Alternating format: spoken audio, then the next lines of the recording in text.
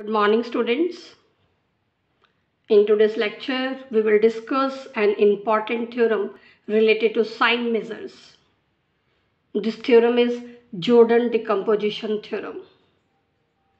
So before we discuss this theorem, let us discuss some important definitions that we will use in the theorem. So our first definition is sigma algebra. Sigma algebra means a family of subsets of a given set X which contains the empty set phi and it is closed with respect to complements and countable unions. We generally denote the sigma algebra by the suffix B. Next we define measurable space. Measurable space means a pair consisting of a set X together with a sigma algebra B. This is sigma algebra of subsets of X. So this pair that is called measurable space. A subset A of X is measurable with respect to sigma algebra B if the set belongs to the sigma algebra B. Next we define a signed measure. By a signed measure on a measurable space XB, we mean extended real valued set function nu.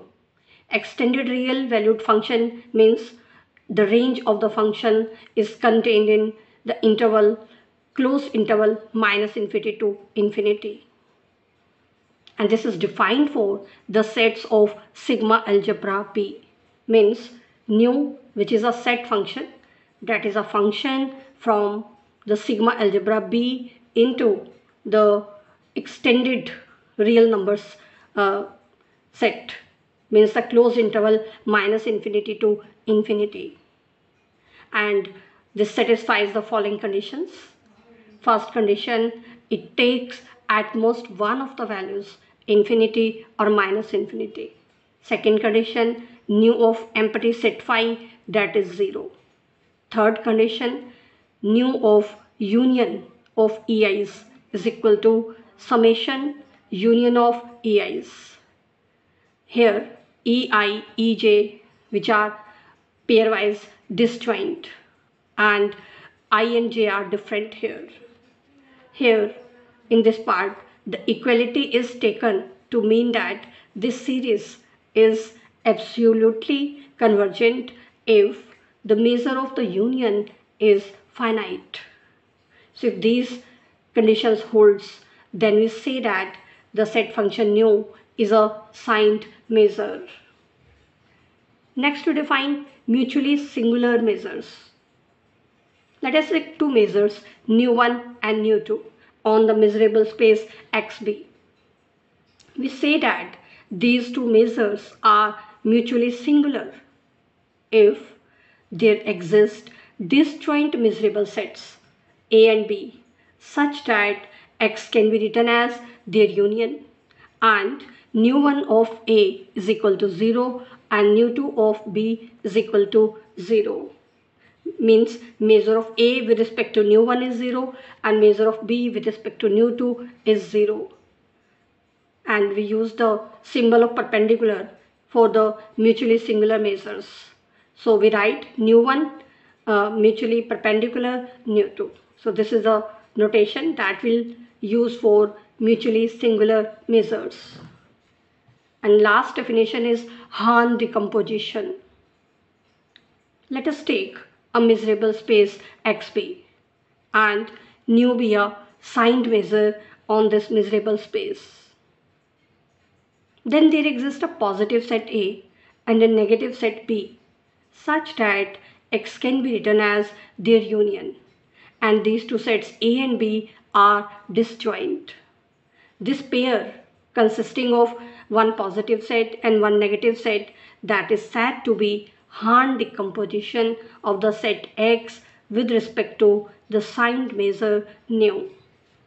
Now next let us turn towards our important theorem, which is Jordan decomposition theorem.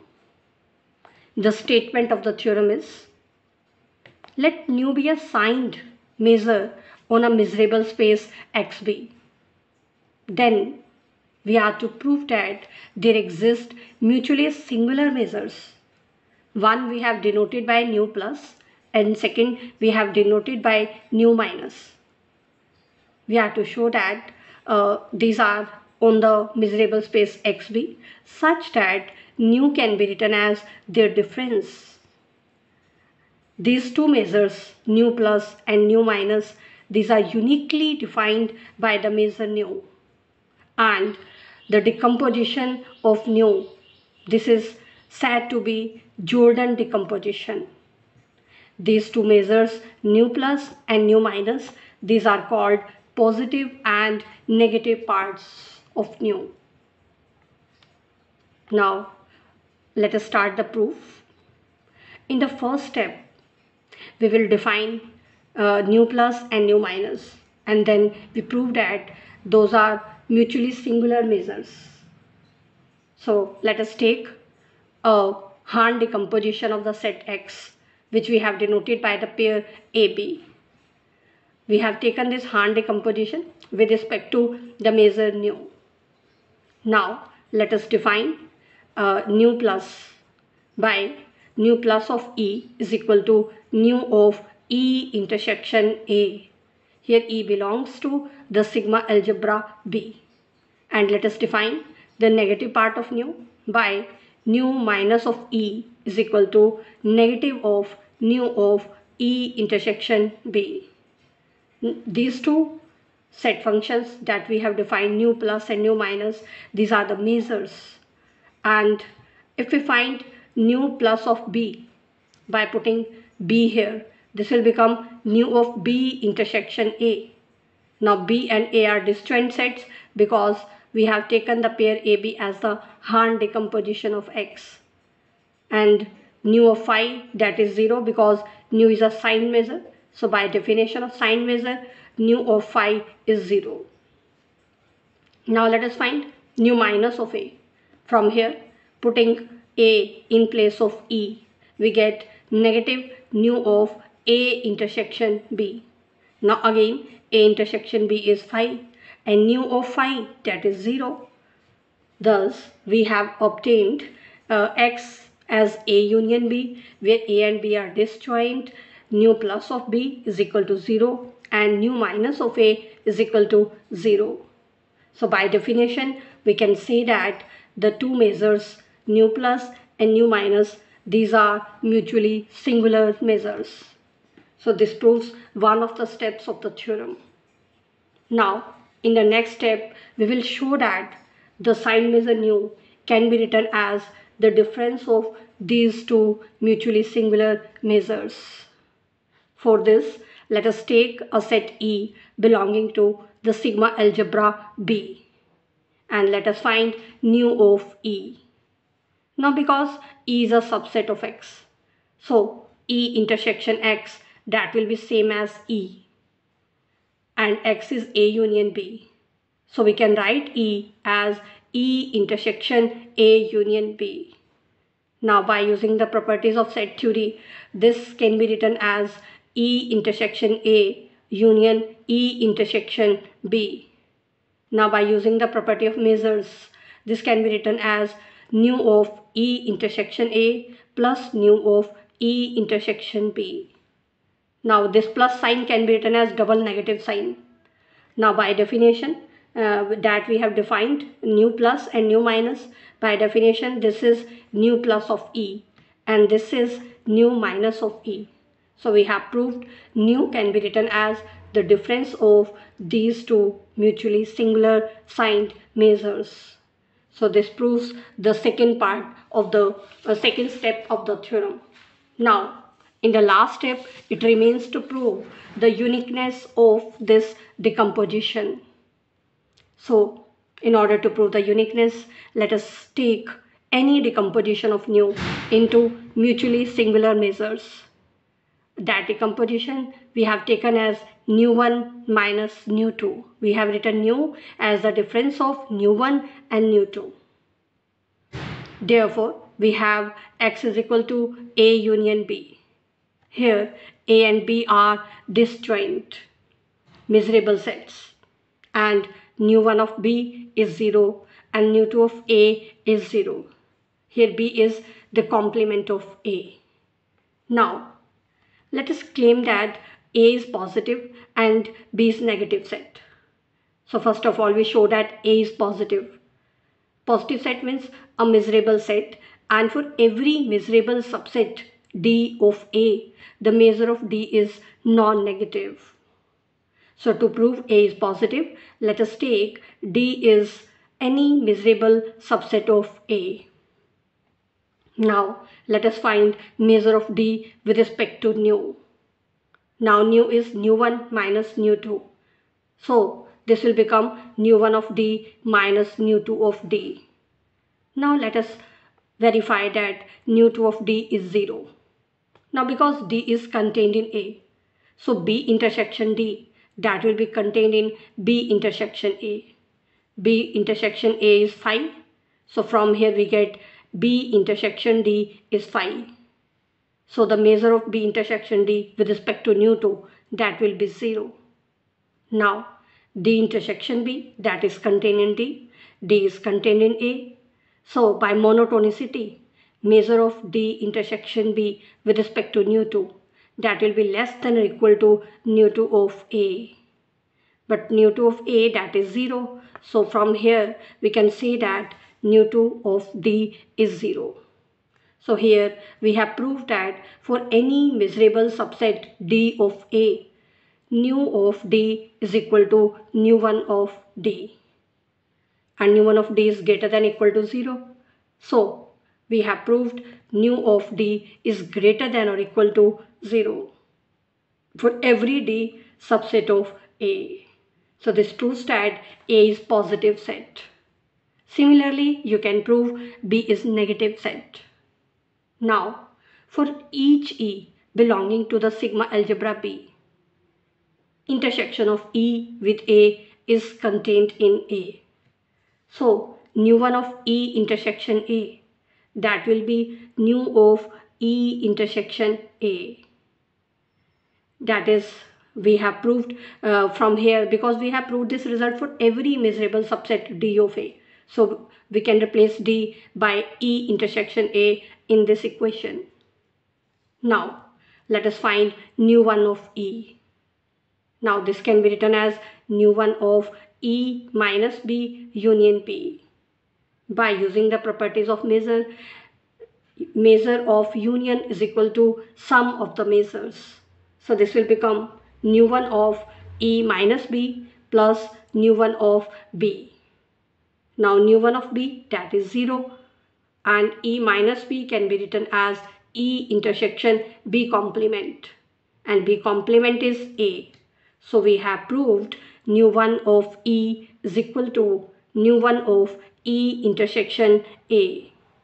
But from the equation second, nu1 of E intersection A is equal to nu of E intersection A. So we can put here. So we have proved nu1 of E is equal to nu of E intersection A. And this is true for every E belonging to the sigma algebra B. Similarly, you can prove nu2 of E is equal to negative of nu of E intersection B. Every such decomposition of nu, that is obtained from a Hahn decomposition of X. So it is enough to prove that if we take two pairs of Hahn decompositions, one we have denoted by AB and second we have denoted by the pair A dash B dash. If these are two Hahn decompositions of X, then the measures obtained in this equation, they will be same as nu plus and nu minus. So let us prove it.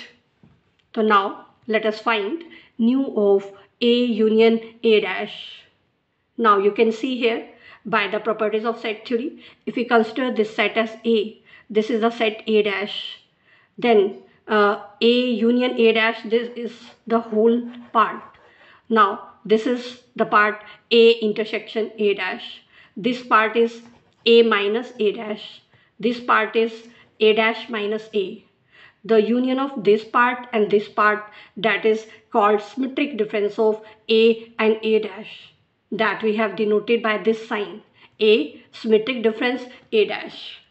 So we can say that A union A dash is divided into two parts. One part is this intersection and another part is this symmetric difference. So we can write A union A dash as a union of A intersection A dash and A symmetric difference A dash. Here A symmetric difference A dash, that is a new null set. New null set means the measure of this set will be 0. This is by the definition of Hahn decomposition. Now nu of A union A dash, from here that will become nu of A intersection A dash plus nu of A symmetric difference A dash. A symmetric difference A dash is nu null, so this measure will be 0. So we have obtained nu of A union A dash is equal to nu of A intersection A dash. Now for each E belonging to the sigma algebra B, A union A dash, that will be a positive set because A and A dash both are positive. Now let us find nu of E intersection A intersection A dash. Now this set is contained in E intersection A. So by monotonicity, measure of this set will be less than or equal to measure of the set E intersection A. Also, the set E intersection A, that is contained in the set E intersection A union A dash. Again by monotonicity, measure of E intersection A will be less than or equal to measure of the set E intersection A union A dash. In the same way, here replacing A by A dash, we again get same kind of inequality. Now, because we have proved here nu of A union A dash is equal to nu of A intersection A dash. So the first and last term in these two inequalities, that will be same. So we get nu of E intersection A is equal to nu of E intersection A dash. Now this proves that nu plus defined, that is unique, because nu of E intersection A, that is nu plus of E. So this proves the uniqueness of positive part of nu. But then negative part, that is given by nu plus minus nu. Now because this is unique, so we can see that negative part of nu, that is also unique. So this proves the uniqueness of the decomposition of sign measure nu into the two measures. So this completes the proof of Jordan decomposition theorem.